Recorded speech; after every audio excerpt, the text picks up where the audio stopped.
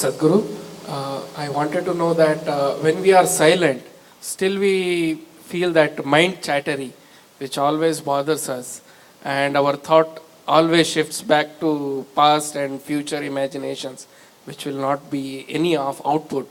How to get rid of it? A whole lot of thought about this thoughtlessness. Thoughtlessness, no mind, these kinds of terms have been propagated all over the place, and these terms have been badly misunderstood and made into all kinds of things, and people are striving how to stop my mind. It took millions of years of evolution to get a mind of this kind of capability, isn't it? Millions of years of tremendous amount of nature's work that today you have a mind of this kind of scope. And now you want to stop it.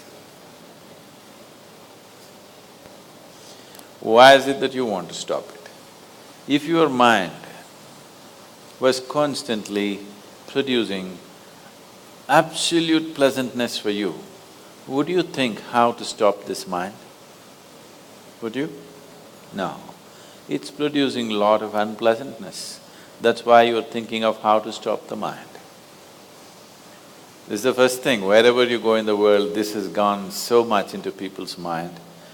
If you tell them you meditate, they say, "But Sadhguru, I'm not able to stop my mind." I said that will happen only after you stop your kidneys, liver, heart. You stop all these things, then the mind will also stop. Do you want it to stop? No. Then why do you want the mind to stop? Why do you have such a horrible prejudice against the mind? You don't mind if your heart is beating, you can meditate. You don't mind if your liver is working, you can meditate. Your kidneys are functioning, you can meditate. If your brain functions, you can't meditate, what is the problem? You seem to have something against intelligence, isn't it? This is the conspiracy of the stupid against human intelligence, that to meditate means your brain must be frozen. No.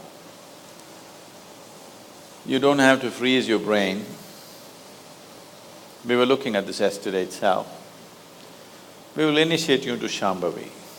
It's a simple process. There are many ways to do it. This is one simple way. But it's a powerful process. If you sit here, you will see your body is here, your mind is somewhere, who you are is somewhere else.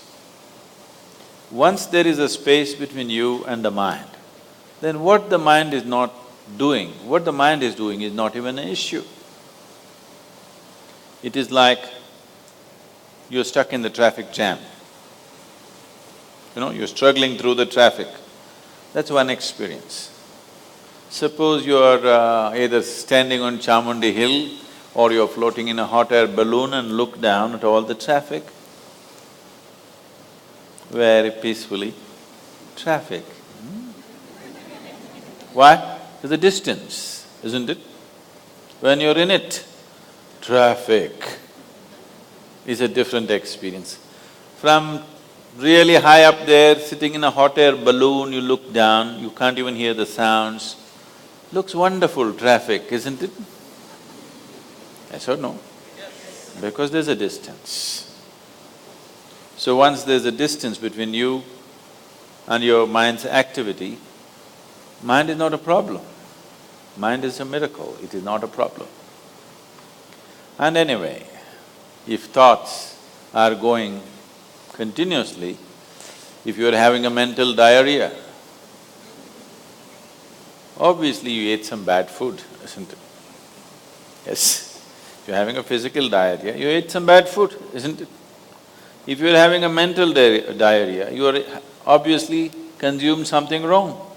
What this wrong thing could be is, the moment you identify yourself with something that you're not, then you're finished. Your mind is a continuous runs. There is no other way. Do what you want, try as hard as you want, it is not going to stop. If you do not identify yourself with anything that you are not. You know how to be with everything, you know how to use everything, but you're not identified with it, then you will see if you sit here, simply mind will be like this. If you want to use it, you can use it, otherwise it'll be like this. Right now your hands are like this, or you're holding it tied up because it'll go all over, is it? No. You can keep it like this. You can keep it like this, you can keep it like this. When you want to use it, you can use it. So it's a useful instrument. Suppose your hands become like this. You know, some people have become like this. Yes or no? If it becomes like this, you will become ridiculous, isn't it? If it happens to your mind, also you're equally ridiculous. It is just that you are living in the comfort that nobody else can see it. But people can see it. They watch you closely enough, they can see it, isn't it? And whether they can see it or not, that's not the point. The point is, the most important faculty of your life is out of control. Doesn't matter whether they can see it or not, that's not the issue.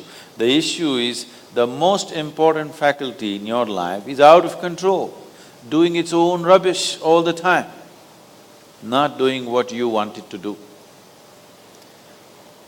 So, if you have to be freed from this ailment, you should stop eating bad food. Wrong food or bad food means you're identifying yourself with things that you're not. If you sit here, if you're not identified with this and with this, then you will see everything is just fine. Then your mind will do what you want it to do. Otherwise, it will simply hang there, and that's how it should be. Mind should not be telling its own stories all the time. It should tell the story that you want it to tell, isn't it? Otherwise, it's quite a nuisance.